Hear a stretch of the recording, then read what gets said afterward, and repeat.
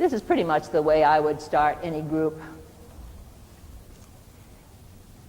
Make stretching movements. Just stretch. Naturally, easily, freely, in your own way. Trying different ways of stretching. Feeling it through your whole body. And just let go and rest a moment. This is such an important first step that I'm going to have you do it a few times. And each time, I'll give you a few hints so that you can get more and more out of it. We're always concerned with feeling here. We approach dance as expression of feeling, formed feeling. So, as you stretch, try to feel it through your whole body and try to express the feeling of stretching. Try it.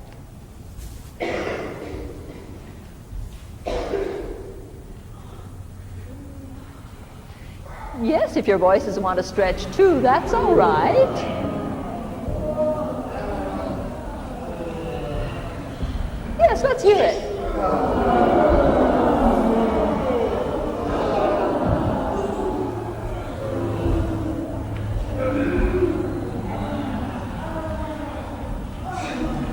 All right, rest just a moment.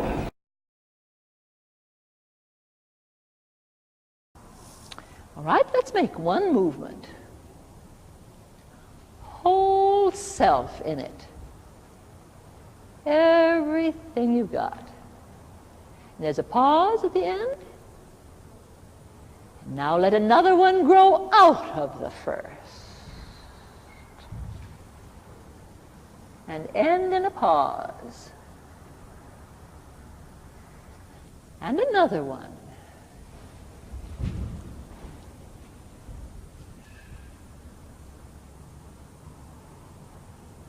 And another one.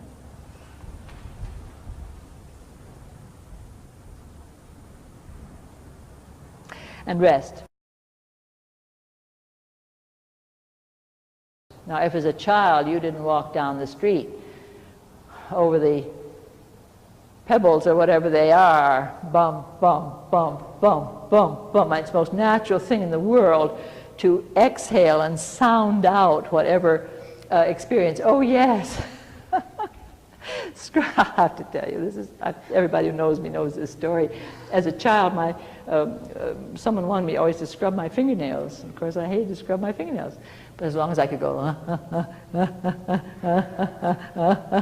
in other words, exhaling, scrub, scrub, scrub, scrub, scrub, scrub, scrub, scrub, scrub.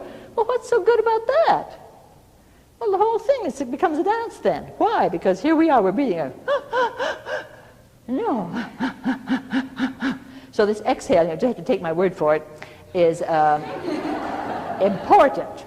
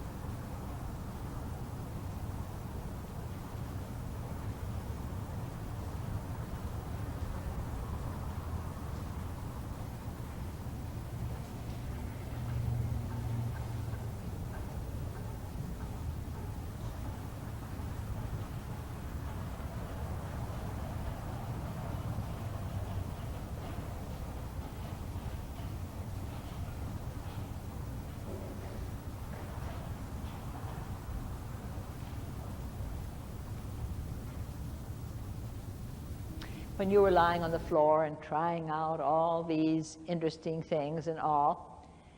Then I said, make a dance called Dance in the Lying Position. And I think some of you started to make music, and some of you started to add new elements, thinking, well, now we've got to dance. Well, then the question is, what are you doing? What have you been doing? And then the question is, what do we mean by dance? And I think the only thing that needs to be discussed here is, who are you making it for? Who are you making the dance for? I would say that we're not making it for anybody, we're just making it, period. In other words, because dance in our culture is so audience-oriented, and because it's inconceivable that you would make a dance unless you were making it to please an audience, it's obvious that our attention is not on the audience, and people sometimes come in here and say, oh, you're just making it for yourself. You're just making it for yourself. You're not making it for anybody. You're just making it. Didn't you ever make something just because you wanted to make a beautiful thing? Whether anybody ever saw it or not? Whether anything was ever done with it?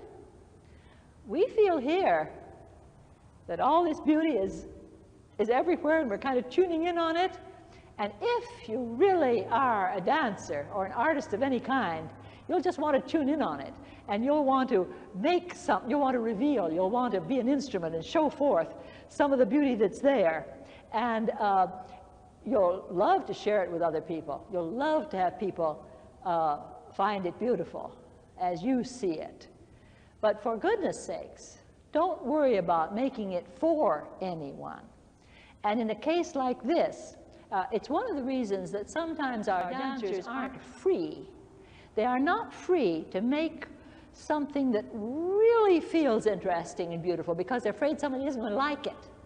Well, that's a chain.